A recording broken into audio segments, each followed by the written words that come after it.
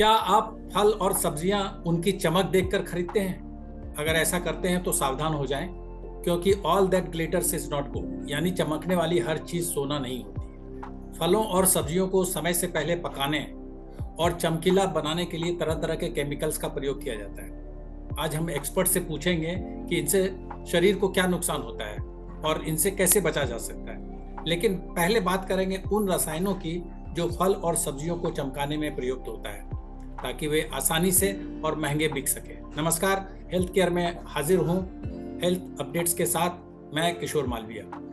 फल और सब्जियां ताजा और आकर्षक दिखे, इसके लिए इनमें एथेरेल, सोडियम, बेंजोइक, वैक्स कोटिंग और कई हानिकारक तेल इस्तेमाल होता है। इनके अलावा क्लोरोपिक्रिन, टेलोन और वार्निश की कोटिंग भी की जाती है। चमकाने और जल्दी पकाने के लिए सबसे ज्यादा रसायन और वैक्स का प्रयोग सेब, आम, पीला खरबूजा, जामुन, आलू बुखारा और संतरा में होता है, जबकि सब्जियों में बैंगन, शिमला मिर्च, टमाटर और परवल में वैक्स और हानिकारक केमिकल्स का इस्तेमाल होता है। इन केमिकल्स से गंभीर बीमारी का रिस्क रहता है। ये शरीर के अंदर एक लेयर बना देते हैं जो पाचन तंत्र को प्रभावित करता है। शरीर को उचित पोषण नहीं मिल पाता। ये chemicals kidney, liver, nervous system पर बुरा असर डालते हैं। कई बार तो कैंसर तक का खतरा रहता है। सिर दर्द, सुस्ती, जी मचलाना, नींद में कमी, डायरिया, अल्सर, मुंह में इन्फेक्शन, आंखों में जलन जैसी समस्याएं भी होती है। अब सवाल ये उठता है कि हम क्या करें? फल और सब्जियां खाना तो नहीं छोड़ सकते, फिर क्या विकल्प है? और सबसे बड़ा सवाल कि प्रिवेंशन क्या है?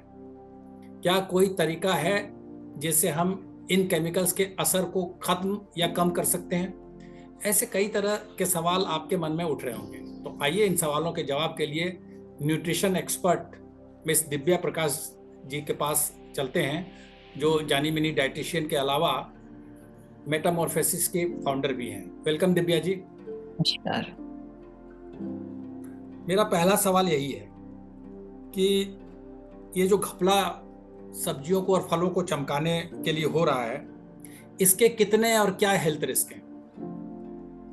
इसके बहुत ही ज़्यादा हेल्थ रिस्क हैं। ये हमें समझने की ज़रूरत है। आपने बहुत ही अच्छा मेरे बोलते नहीं है दिल की बात जो मैं लोगों के साथ शेयर कर सकूं, आज उस मुद्दे पर आपने मुझे आमंत्रित किया है कि ये फल और सब्जियां इतने नुकसानदेह होते हैं, क्योंकि हमें जो दिखता है वो हमें अच्छा लगता है। एक जनरेशन था, हमारे जनरेशन, जो हमारे पेरेंट्स थे या ग्रैंड पेरेंट्स, आप जब बचपन में उनके साथ जाते होगे सब्जी खरीदने के लिए, तो सब्जियां ऐसे रोड पे लगा करके बेचते थे। वो एक एक सब्जियों को हाथ से उठा के देखते थे। अगर लौकी लेना है तो उसको छू कर देखते थे कितना नरम है, या बैंगन लेना है तो उसमें कहीं छेद है या नहीं है, ऐसे करके लेते थे। समय चेंज होने लगा है। अभी सब्जियां थोड़े बड़े शॉप में आ गई है, स्पेशली जब हम बड़े शहरों में रहते। छोटे प्लेसेस में अभी भी ये सारी प्रैक्टिस थोड़ी कम है, विलेजेस में और छोटे शहरों में। जब अगर हम मेट्रोज की बात करते हैं या कैपिटल की बात करते हैं, तो यहाँ पर सब्जियों की शॉप काफ़ी अच्छी होती है और उन्हें पता है कि उन्हें सब्जियां लेने वाला उनका टारगेट ऑडियंस कौन है। जो अभी जनरेशन है उन्हें ज़्यादा सब्जियों की समझ नहीं है, उन्हें चाहिए जो अच्छा दिखे।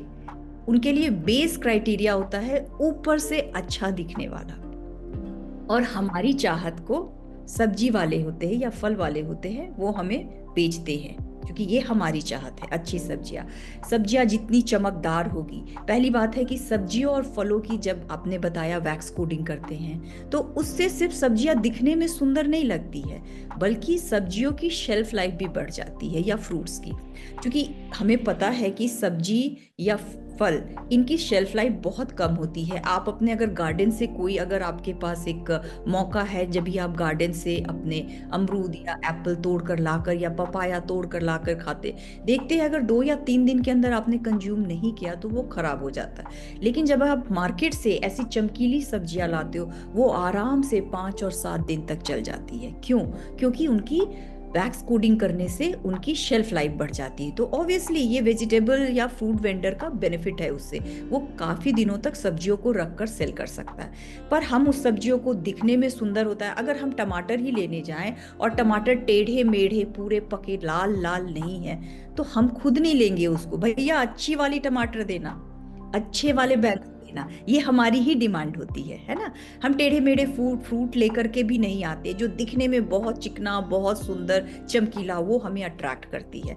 तो this is a marketing gimmick, shelf life बढ़ाना, प्रॉफिट बढ़ाना, ये हमारी अपनी इंटेलिजेंस या विजडम होनी चाहिए कि हमारे लिए क्या ज़रूरत है।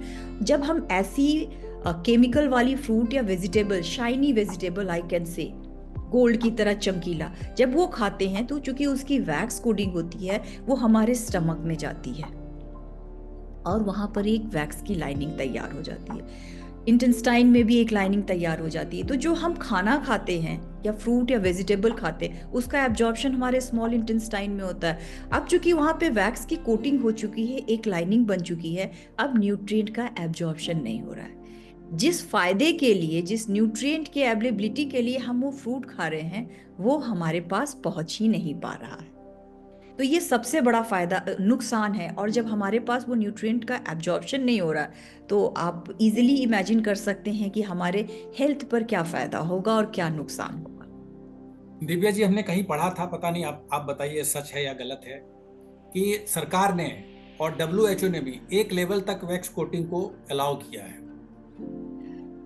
शेल्फ लाइफ, चूंकि आजकल जैसे एक सप्लाई चेन मैनेजमेंट होता है, ऐसे एक सर्टेन हर चीज के लिए सर्टेन लेवल तक का अप्रूवल होता है। कोई भी चीज एक्सेस जब हो जाता है तब वो हार्मफुल होता है।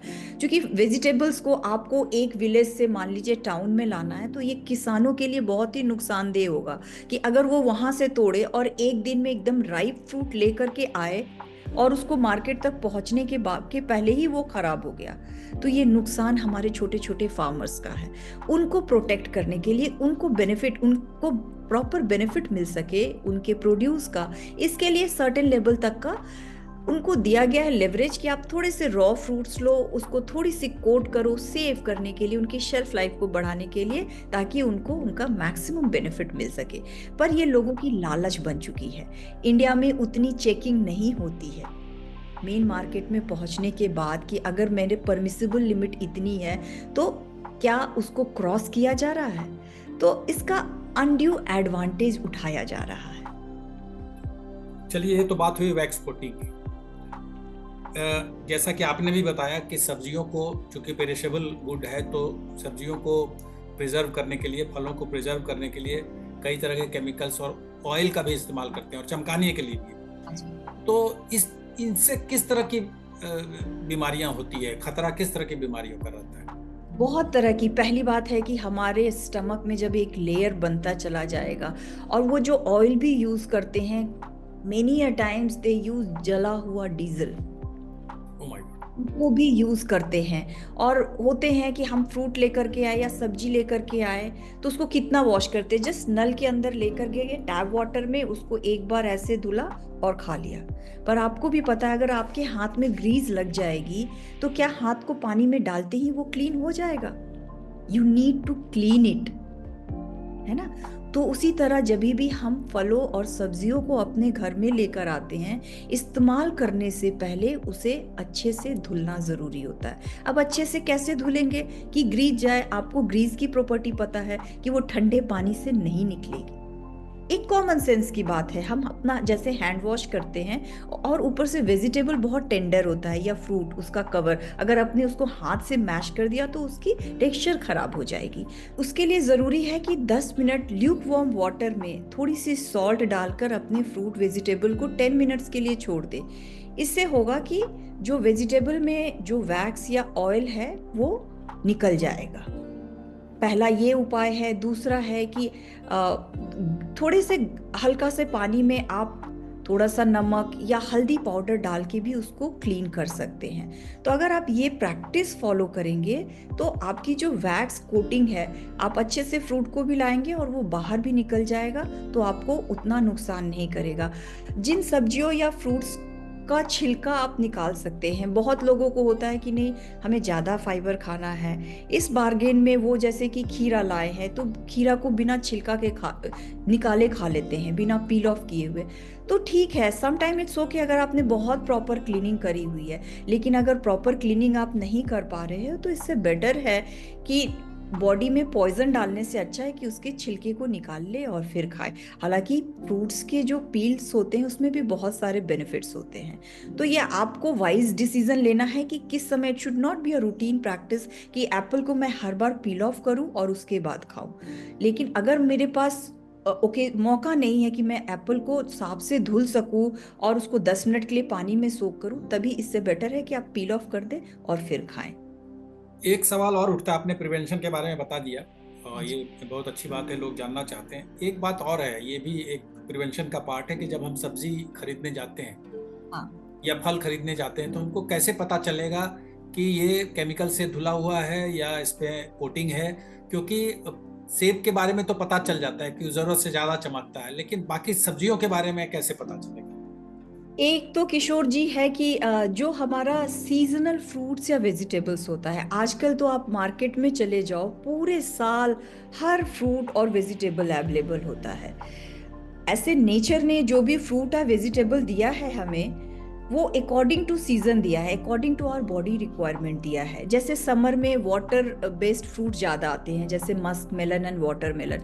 पर आजकल वाटरमेलन और मस्क मेलन भी पूरे साल मिलता है।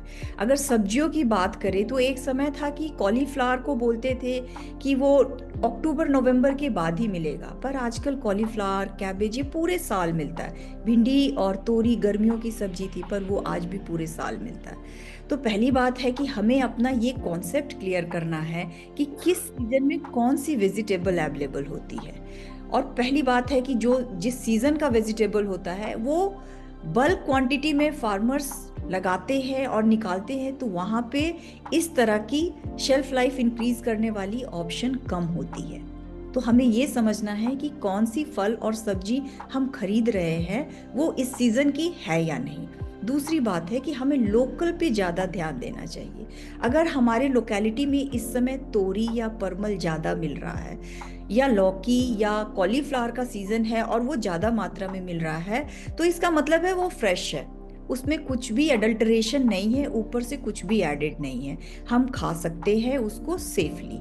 तो इस चीज़ को बहुत करना है। Sometime we can buy exotic, हम जो एग्जोटिक करते जो हमारे रीजन में मिलता ही नहीं है, ऑब्वियसली वो 1000 किलोमीटर्स दूर से हमारे पास आ रहा है, तो ऑब्वियसली उसके ऊपर वो कोटिंग करके उसकी शेल्फ लाइफ बढ़ाकर हमारे पास भेजेंगे। तो थोड़ी सी विजडम रखने की ज़रूरत है, समझने की। और हाथ में उठाने के बाद आप जब उसको हैंड से टच करोगे फ्रूट वेजिटेबल, वो अगर स्लिपरी हुआ, आप immediately you can make out कि इसके ऊपर कुछ लगा हुआ है। रही बात है कि केमिकल डाल करके पकाया हुआ या नहीं, अगर वो जैसे आप बनाना लेने जाते हो, आपको लगता है कि इतना इक्वल येलो है, इज इट फिजिबल? आप इंसान को देखो, हमारे इंसान को, क्या हम भी इतने यूनिफॉर्म दिखते हैं?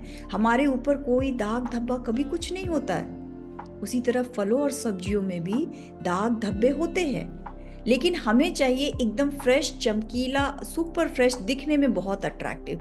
तो अगर हम इस माइंडसेट को हटा देंगे, तभी हम फ्रेश फ्रूट एंड वेजिटेबल खरीद पाएंगे। लोग बाय लोकल, बाय सीजनल, तो इस तरह की जो चांसेस है वो कम हो जाएगी आपके पास वैक्स कोडिंग या केमिकल वाले फ्रूट और वेजिटेबल की।